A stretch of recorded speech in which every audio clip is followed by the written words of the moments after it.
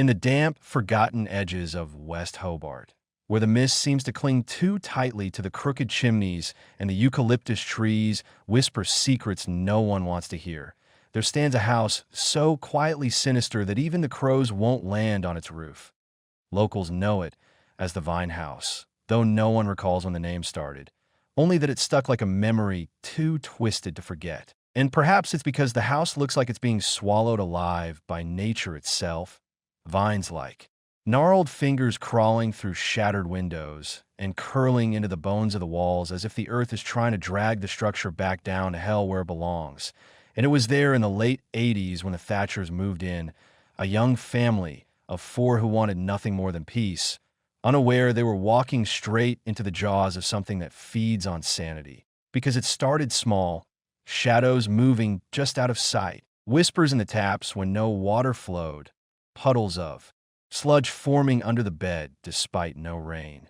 But escalated fast, with the children speaking to people who weren't there, drawing faces too anatomically correct for a 4-year-old, and the mother waking to find scratches on the inside of her eyelids, so deep she bled tears, and while townsfolk whispered ghosts and devils, the truth was far more perverse, for it was only months later, after the father gouged out his own eyes with a gardening fork, mumbling the trumpet flowers are screaming, that investigators discovered a rainwater tank choked with the leaves of a vine known as Dachira, a plant ancient cultures feared, revered, and used to break minds in ritual sacrifice, and every sip the family took, every bath, every cup of tea, had steeped their brains in microscopic doses of delirium, paranoia, and hallucinations until they couldn't tell flesh from shadow, dream from agony, reality from the house itself. And even now, though the building has been condemned and boarded up, people swear they see faces behind the warped glass, hear children laughing from inside at 3 a.m.,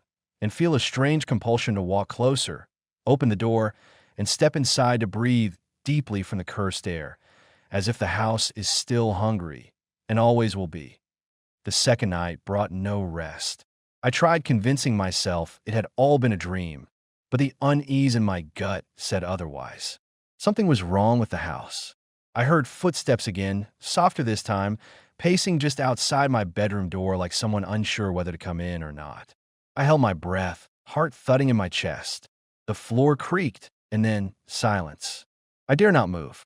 At some point, exhaustion won, and I drifted off. The next morning, I found the hallway rug crumpled up and my door slightly ajar, even though I knew I'd closed it. My parents insisted it was just the old floorboards settling, but I saw it in their eyes. They were lying. That evening, as we ate dinner, I asked them directly if anyone had died in this house. My mom's spoon froze midway to her mouth. My dad gave her a quick glance before forcing a smile and saying, "No, honey, of course not." But his voice trembled. I spent the rest of the day researching the property online. That's when I discovered that before it was renovated, the house had been a family-run funeral home for nearly 70 years. No one had told me. Not one word. The embalming room was now our basement. I felt sick. That night, as I tried to sleep, a low humming began beneath the floorboards. Faint at first, like someone humming a lullaby through a wall. Then came the whispering, indistinct voices, too many to count, overlapping like wind through dry leaves. They were under me, in the floor. I jumped out of bed and turned on the lights, but the sound stopped instantly. Only silence. I slept with the lights on, but even that didn't stop the dreams. I saw cold metal tables, stiff pale bodies, and a woman in a white apron standing over them, her eyes completely black. She turned to look at me, and I couldn't scream. I woke up choking, heart racing, drenched in sweat. When I looked at the wall across from my bed, I saw faint handprints, dozens of them, pressed into the wallpaper like someone had been trying to claw their way out. The handprints were gone by morning. I ran my fingers over the wall where they'd been, half expecting to feel some texture, some trace, but there was nothing, just smooth, old wallpaper yellowed with age. My parents acted normal at breakfast, too normal, like they were forcing cheer into every word. I couldn't eat. I kept staring at the basement door, the one that used to lead to the embalming room. I'd never been down there. It was always locked, but now I had to know. That afternoon, While my parents were out, I found a spare keys in my dad's desk drawer. My hand shook as I turned the lock, and when the door creaked open, a gust of cold air hit me like a breath from the past. The stairs were steep and narrow, the light switch didn't work, so I used a flashlight on my phone. The basement smelled like damp earth and something older, something sour. I stepped down slowly, each footfall echoing like a warning. The room at the bottom was wide and tiled, with old metal counters pushed against the walls. In the far corner stood a large, rusted sink with a long drain pipe. My light caught something dark near the base, stains, old and dried, but unmistakably blood. My stomach turned. There was a cabinet built into the wall, its door slightly ajar.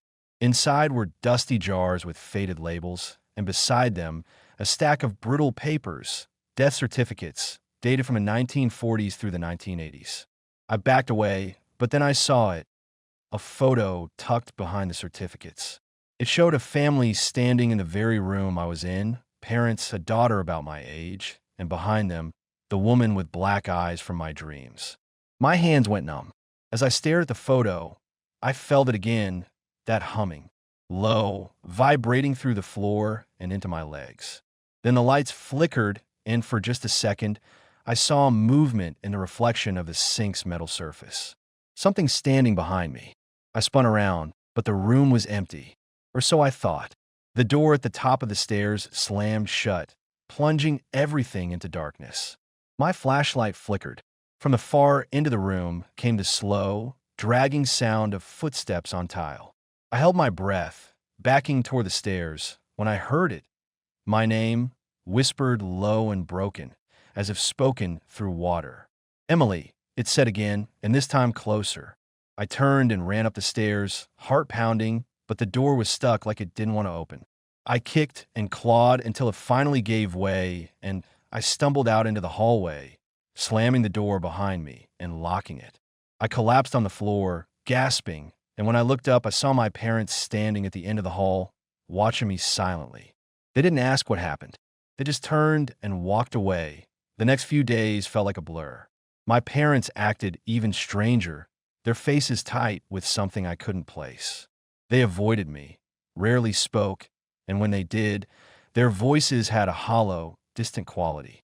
I didn't tell them about the basement or the photo, not directly. I couldn't. I was too scared, too confused. But I kept hearing the whispers.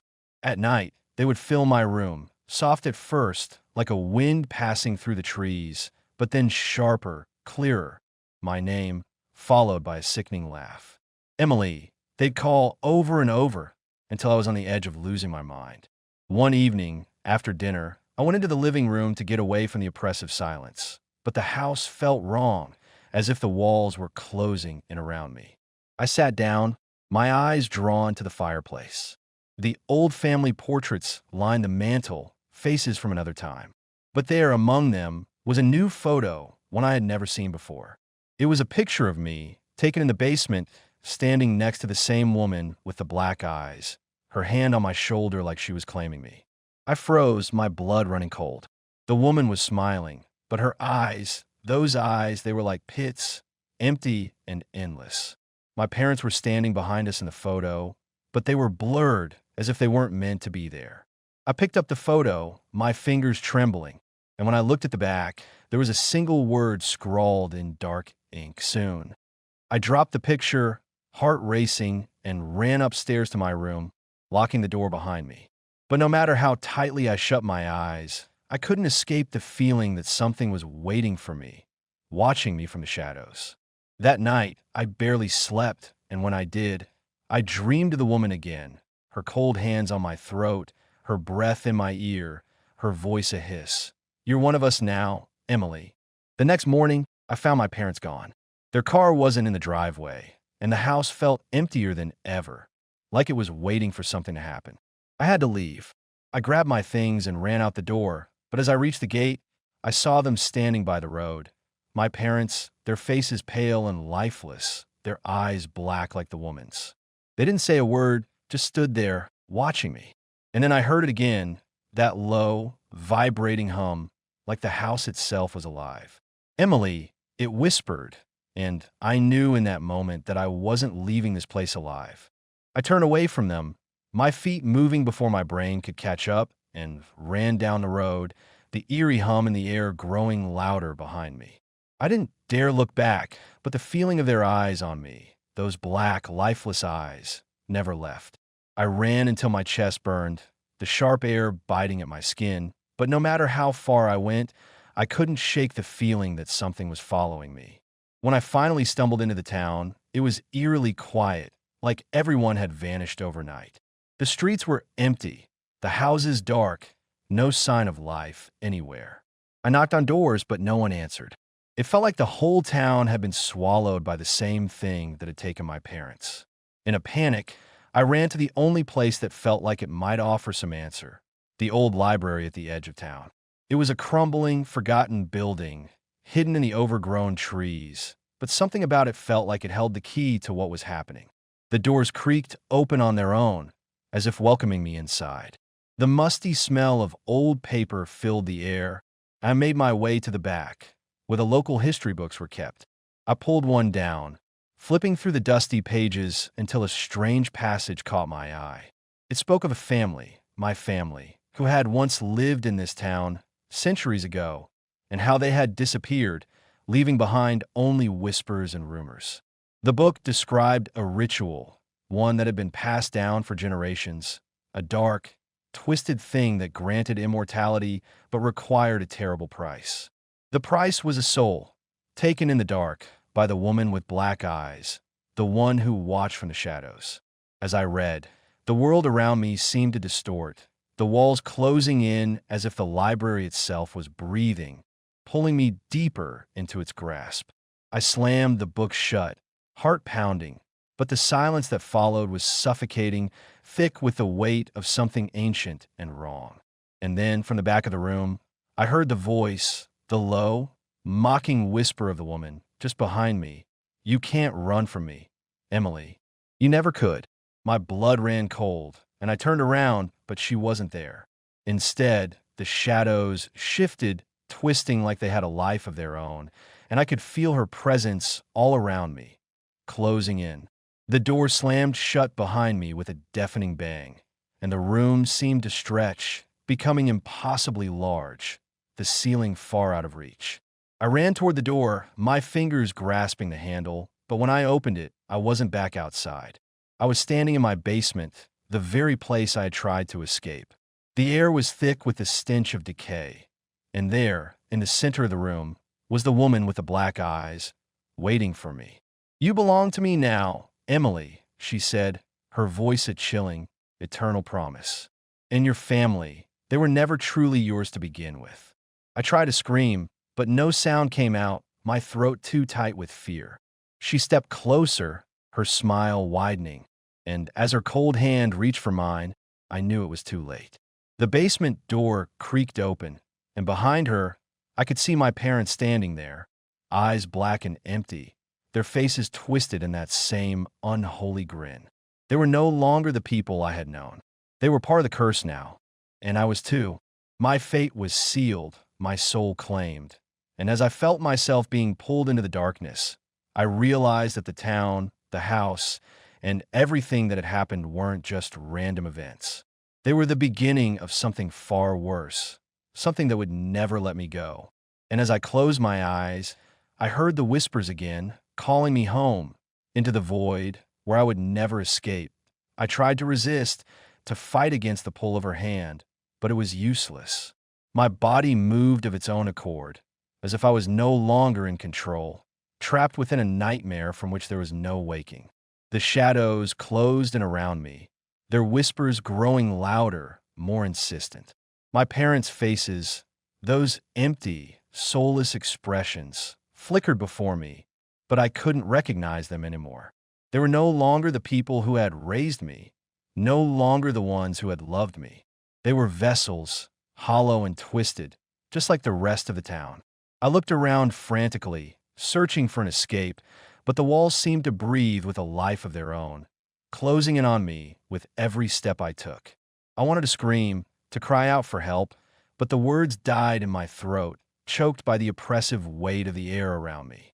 The woman with the black eyes stepped closer, her presence suffocating, filling the room with a cold that pierced my very bones. "You think you can escape, don't you, Emily?" she hissed, her voice like nails scraping against glass. "But you're mine now. You always were. The moment you stepped into this house, the moment you took that first breath, you were already part of the darkness." Her hand reached out, brushing against my cheek with an unnatural tenderness, and I recoiled from the icy touch. The world around me began to blur, spinning faster, until I couldn't tell where I was anymore, the lines between reality and nightmare dissolving into a sickening haze. And then, just as I thought I would be swallowed whole by the void, I felt something shift, a sudden, jarring sensation, like the world had cracked open. The darkness that surrounded me seemed to falter, pulling back ever so slightly, and in that brief moment of clarity, I caught a glimpse of something, someone standing in the distance. A figure, blurred and indistinct, yet somehow familiar. I strained to see, my heart pounding in my chest, and then I realized who it was. It was me, but it wasn't the me I was now. It was the me I used to be, the me before the house, before the darkness, before the curse. The person I was before all of this began. For a brief, fleeting moment, I felt hope, a glimmer of something familiar and safe. But it was too late. The woman's laughter echoed through the room, the sound dark and mocking. And as I turned to face her once more, I realized that there was no escape, no way out. The curse had already taken hold. I was a part of it now, as much as the house, as much as the town, as much as the endless darkness that surrounded me. I had never stood a chance. The woman with the black eyes grinned, and as her fingers closed around my wrist, I knew I was lost. There would be no salvation, no rescue. I was hers, and the darkness would never let me go. The grip of the woman's cold fingers tightened around my wrist, dragging me closer to her as the shadows pressed in from all sides, swallowing every trace of light. The world around me was a blur of dark shapes and twisted sounds, like the entire house was groaning under the weight of its own existence. My breath caught in my throat, and I tried to pull away, but it was useless. Her strength was unnatural, like she was made of the very darkness that surrounded us. Her face leaned closer, her black eyes staring into mine with an intensity that chilled me to my core. "You belong here," she whispered, her voice like the rustling of dead leaves in a windless night. "This house, this curse, it was meant for you. You were always destined to walk these halls, just like the others before you. They all thought they could escape too, but they never could, and neither will you." Panic surged within me, but I couldn't move, couldn't scream. The weight of her presence crushed me, leaving me paralyzed, my thoughts spiraling in a chaotic whirlwind. How had it come to this? How had I been so blind, so naive to think I could make it out, that I could somehow break the curse that had plagued this place for so long? The realization hit me like a ton of bricks. I had been brought here for a reason, just like everyone else. My story was just another chapter in a long, endless cycle of torment. As if reading my mind, the woman's lips curled into a cruel smile. "You see it now, don't you? This isn't just about you. It's about all of us. All the lost souls who wandered in, hoping for a chance to escape, only to find that there was no escape at all. This house is a prison, and you're one of its many captives. Forever bound to it. Forever bound to me." The air grew colder, and a sudden gust of wind rattled the windows, the sound like a wailing cry from some distant, tortured place. My heart raced as I struggled to comprehend the enormity of what she was saying. Was there really no way out? Was I doomed to become just another nameless, faceless soul wandering these cursed halls for eternity? My mind screamed for a way out, for a glimmer of hope, but there was nothing, only darkness. The woman with the black eyes tilted her head, studying me with a strange, detached interest. "You're not the first, and you won't be the last. But don't worry, soon you'll forget what it was like to be human. Soon you'll embrace the darkness. And when you do, you'll become just like us." Another whisper in the dark, another shadow in the night, another piece of the curse that will never end. I felt my knees give way, and I collapsed to the floor, my hands trembling as I looked around at the walls, the twisted architecture of the house closing in on me, a suffocating presence that seemed to pulse with a life of its own.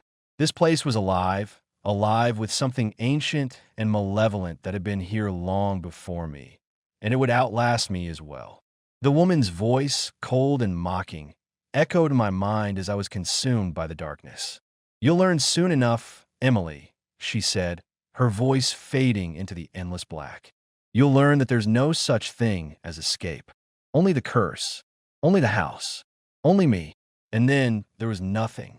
The silence that followed was suffocating, an oppressive weight that seemed to press in on every side, suffusing the very air with a sense of hopelessness. I couldn't move, couldn't think. All I could do was sit there, frozen in place, as the darkness twisted around me like a living thing. I tried to scream, but the sound was trapped in my throat, swallowed by the oppressive air. It was as if the house itself was absorbing my every breath, my every thought, until I became nothing but a part of it, just another shadow, another whisper in the endless night. But then, just as I thought I might lose my grip entirely, a sound broke through the stillness, a soft, distant voice calling my name. "Emily." It was faint like a dream fading in and out of consciousness, but it was there, unmistakable. My heart surged, and I struggled to my feet, ignoring the waves of nausea that washed over me. I wasn't alone. Someone was here, someone who might be able to help me. But who? I spun around, trying to orient myself, but the walls seemed to warp and shift, changing their shape as if they were alive, as if they were playing tricks on me. My mind screamed in protest, trying to make sense of the impossible, but the voice called out again, clearer this time, more insistent. "Emily." My name echoed through the halls, drawing me forward, beckoning me deeper into the house. I didn't know why, but I followed it, my footsteps echoing in the hollow emptiness. The darkness seemed to pulse with each step I took, the air thickening as if the very house was trying to swallow me whole. The voice led me through the corridors, twisting and turning in ways that shouldn't have been possible, until I found myself standing before a door I didn't recognize. It was old, weathered, with strange symbols etched into the wood, symbols that seemed to shimmer with a faint, otherworldly light. The voice was closer now, almost as if it were right behind the door. "Emily." It whispered, the sound like a promise, like something familiar yet distant. With trembling hands, I reached for the door, pushing it open. The hinges groaned in protest, and the door creaked inward, revealing a room bathed in an eerie, dim glow. It was empty, save for a single chair sitting in the center of the room. And in that chair there was something or someone seated, their back to me. I couldn't see their face, but I knew instinctively that they were waiting for me to come closer. My heart pounded in my chest as I stepped into the room, the door falling shut behind me with a finality that made my blood run cold. The figure in the chair remained motionless, as if it were nothing more than a shadow in the dim light. "Who are you?" I called out, my voice barely a whisper. The figure didn't respond. Instead, it slowly turned its head to face me, and my breath caught in my throat. The face that stared back at me was not a face I recognized, yet it felt hauntingly familiar. Eyes that were black and hollow, skin pale and lifeless, like a corpse brought back to life. I took a step back, fear flooding my veins as I realized who, or what, it was. "No," I whispered, shaking my head. "This can't be real." But it was. The figure in the chair opened its mouth, and the voice that escaped was the same one that had been calling me, the same one that had led me here. "You finally found me," it said, its voice soft and dripping with malice. "Now, it's time for you to join me. Time for you to take your place." My blood turned to ice as the figure rose from the chair, its movements jerky and unnatural, like a puppet whose strings had been pulled too tight. And as it stepped closer, I realized the truth. The curse wasn't just about this house. It was about me. I wasn't just a victim. I was part of it. I had always been part of it. And now, like all the others before me, I would be consumed, my soul trapped within these walls, forever bound to the darkness that had claimed so many others. The figure reached out toward me, its cold, skeletal fingers brushing against my cheek, and I felt a chill seep into my bones. The darkness around me deepened, swallowing everything, until there was nothing left but the whispering voice, the sound of my own heartbeat, and the inevitable, inescapable truth. I was lost. Forever. The coldness of its touch spread like ice through my veins, and for a moment, I thought my heart would stop beating entirely. The figure's fingers lingered on my skin, and I could feel the pulse of its dark power flooding into me, drowning my thoughts, my fears, my very essence. I wanted to scream, to run, but the words died in my throat, and my legs refused to obey me. It was as though I was being drawn into the figure, being consumed by the very darkness it embodied. "You can't escape," it whispered, its voice a low, mocking hiss. "None of you ever could." The words felt like a weight on my chest, pressing down on me with the force of 1,000 crushing hands. I tried to look away, to escape, but my eyes were fixed on the figure, as if they were locked in a trance. Its hollow eyes stared into me, and I could see myself reflected in them, a broken, terrified version of myself that I didn't recognize. A version of me that was already lost. "Why?" I managed to croak, my voice barely audible, barely my own. "Why are you doing this?"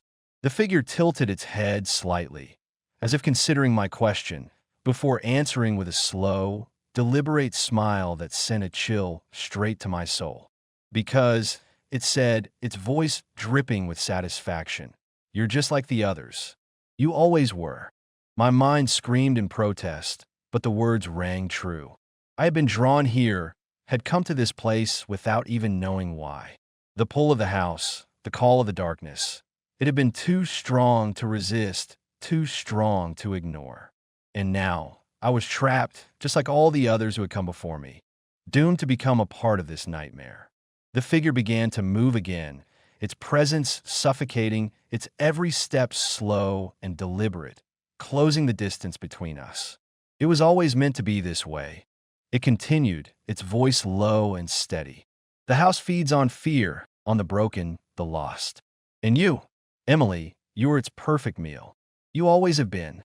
The words cut through me like a knife, each one driving home the truth that I had been avoiding, the truth I had refused to face.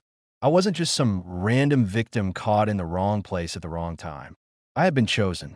From the very beginning, I had been a part of the house's plan, a piece of the puzzle that had been slowly falling into place without me ever realizing it.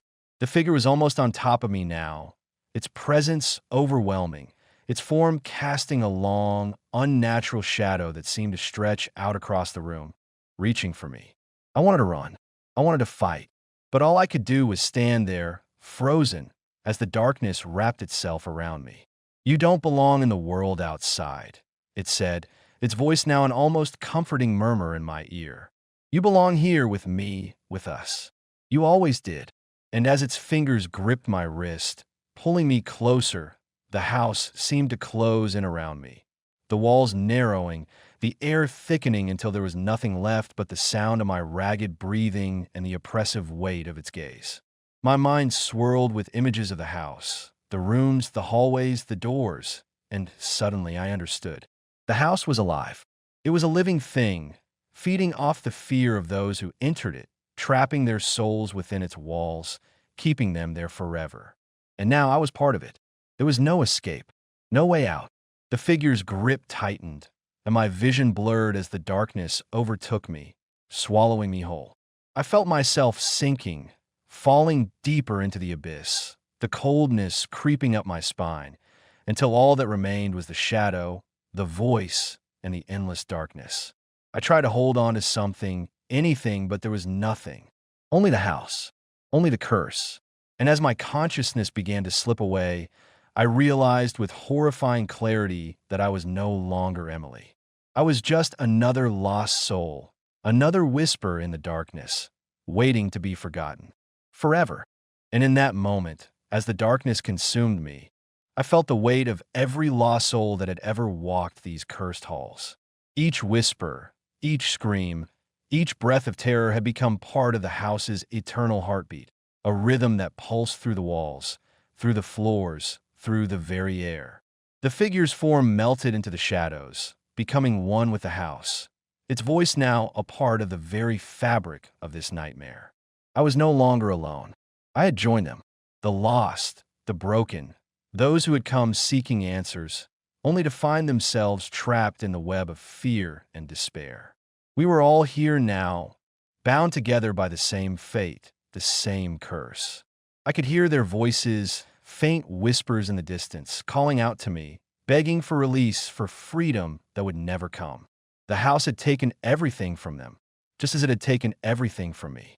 And in the silence, I realized something even more terrifying. It wasn't just the house that had trapped us. It was our own fear, our own inability to let go of the past, of the things that haunted us, that had led us here. The house fed on that fear, on our regrets, on our guilt.